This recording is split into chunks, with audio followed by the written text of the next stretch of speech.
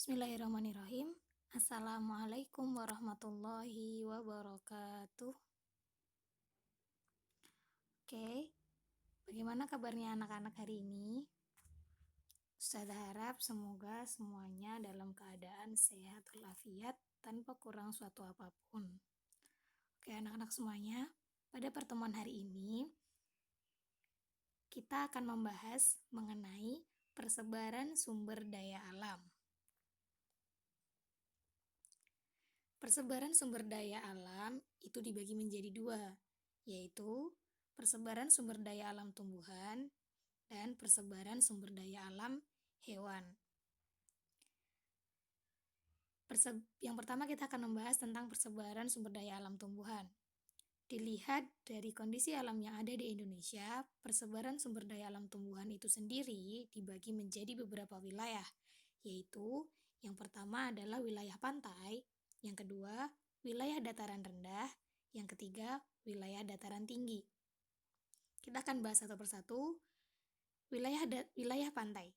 Pantai itu merupakan perbatasan antara daratan dan lautan. Dan sumber daya alam tumbuhan yang ada di sekitar pantai yaitu meliputi kelapa, rumput laut, dan tanaman bakau.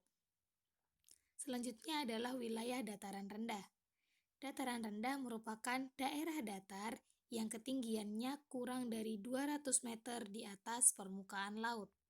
Sumber daya alam tumbuhan yang berada di sana yaitu meliputi padi, jagung, dan karet. Yang ketiga, wilayah dataran tinggi.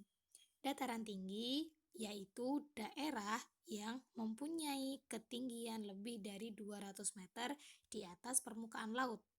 Dan biasanya sumber daya alam tumbuhan yang berada di dataran tinggi yaitu stroberi, teh, dan sayur-sayuran. Contoh dataran tinggi di dekat kita yaitu Tawangmangu.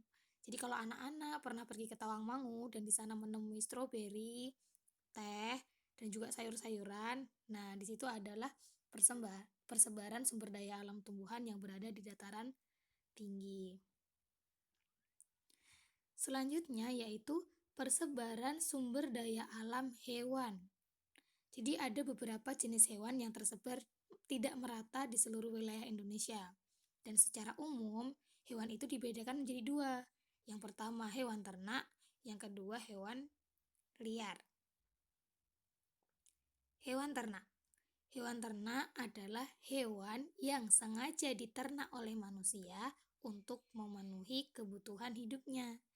Contoh hewan ternak yang Ustazah ambil di sini adalah yang pertama sapi.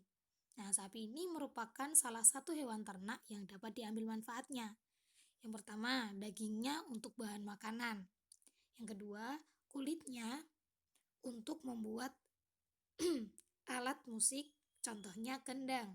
Yang ketiga, susunya untuk bahan minuman dan tenaganya untuk menarik pedati. Hewan ternak selanjutnya yang Ustazah ambil di sini adalah ayam. Jadi ayam ini merupakan jenis binatang ternak yang banyak digemari oleh semua lapisan masyarakat. Selain harganya yang terjangkau, ayam itu juga mempunyai banyak sekali manfaat. Yang pertama, dagingnya bisa untuk dijadikan bahan pangan.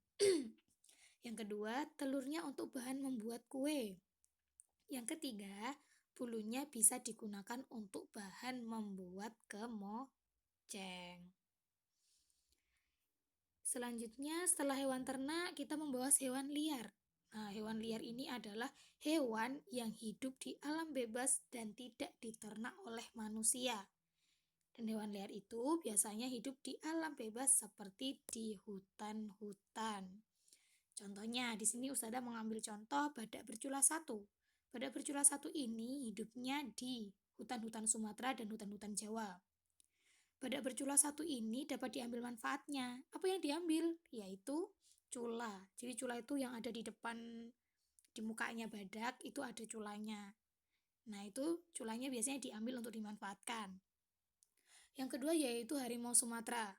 Nah, harimau Sumatera ini juga tinggal di hutan-hutan yang ada di Sumatera, dan ini termasuk hewan yang sering kali diburu untuk diambil kulitnya.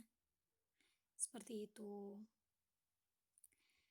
Jadi dari sini kita sudah tahu ya persebaran sumber daya alam yang ada di Indonesia itu ada dua, yaitu persebaran sumber daya alam tumbuhan dan persebaran sumber daya alam hewan, seperti itu.